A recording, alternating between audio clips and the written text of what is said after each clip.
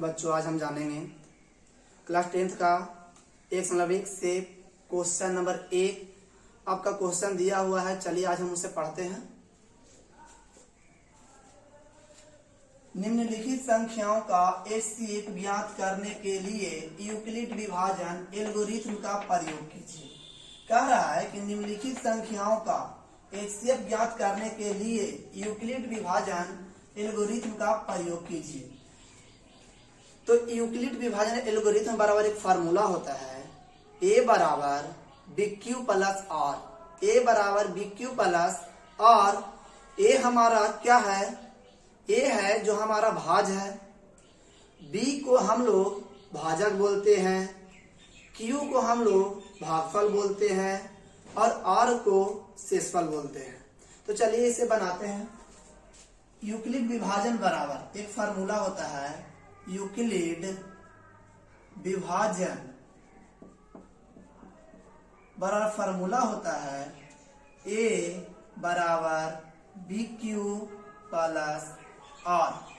इसको करना क्या है? सबसे पहले हमें ये देखना है कि इसमें बड़ा कौन है और छोटा कौन है।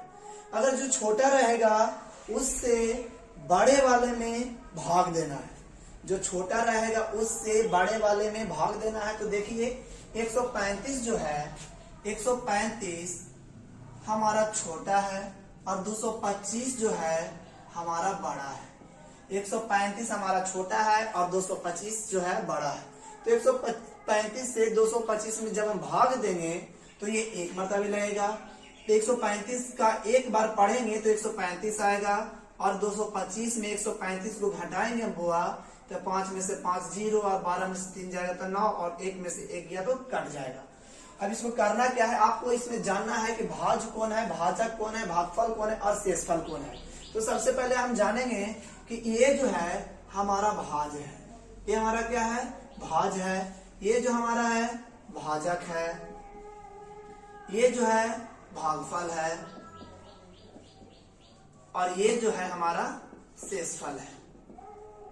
तो हम जान चुके हैं कि A को हम लोग भाज बोलते हैं, B को भाजक बोलते हैं और Q को भागफल बोलते हैं और शेषफल को R बोलते हैं। A को हम लोग भाज बोलते हैं, B को भाजक बोलते हैं, Q को भागफल बोलते हैं, R को शेषफल बोलते हैं। तो इसको यहाँ से उठाना है और यहाँ पे रख देना है। करना कुछ नहीं, बहुत आसान है।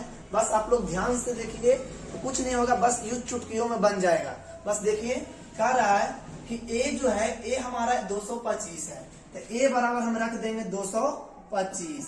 B जो है B हमारा 135 है, B बराबर 135। यहाँ पे कोई चिन्ह नहीं दिया हुआ है, यहाँ पे दिया हुआ है कोई चिन्ह नहीं दिया का मतलब समझना कि यहाँ पे गुना का चिन्ह है। और Q बराबर हमारा आया है 1 और प्लस है तो प्लस और R बराबर आया हमारा 90 और हमारा कितना आया है 90।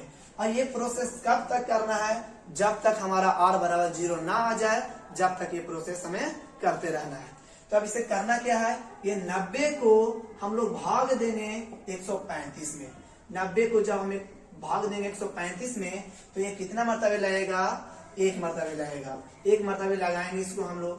90 घटाइए, 5 में से 0 घटेगा तो 5 और 13 में से 9 घटेगा तो 4। अब यहाँ देखेंगे ये हमारा भाज आ गया यानी A आ गया। A बराबर हमारा आ गया 135 बराबर ये हमारा आ गया B, तब B बराबर हमारा आ गया 90 अगुना ये हमारा है Q, तो Q बराबर 1 अब प्लस ये हमारा R, तो R बराबर 45। R बराबर कितना आ गया 45। अब देखेंगे आप क्या, अभी तो भी कटा नहीं है, अभी भी पूरा काटा नहीं है। R बराबर हमारा 0 नहीं आया है। तो जब तक R बराबर 0 नहीं आएगा तब तक हम इसी तरह से भाग देते रहेंगे। अब यहाँ देंगे हम 45 से भाग देंगे 90 में, 45 से भाग देंगे 90 में तो हमारा कितना मर्तबे आएगा? 2 मर्तबे। 45 दूनी 90 और 90 में से 90 घटाएंगे तो हमारा कट जाएगा। कट गया इसका मतलब समझिए कि यहाँ पे हमारा आ गया कितना? 0। कितना आ गया? 0। तो हमें दिया हुआ है A बराबर 90, B दिया हुआ है 45, Q दिया हुआ है 2 और बराबर कितना कट गया तो समझिए कि 0। तो बच्चों देखिए, हम बताए थे कि जब तक r बराबर 0 ना आएगा तब तक हम भाग देंगे। तो उसके बाद देखिए 0 आ गया तो हमारा समझिए ये मैथ क्या हो गया, बन गया, ये हमारा आंसर हो गया। चलिए अब मिलते हैं क्वेश्चन नंबर 2 में।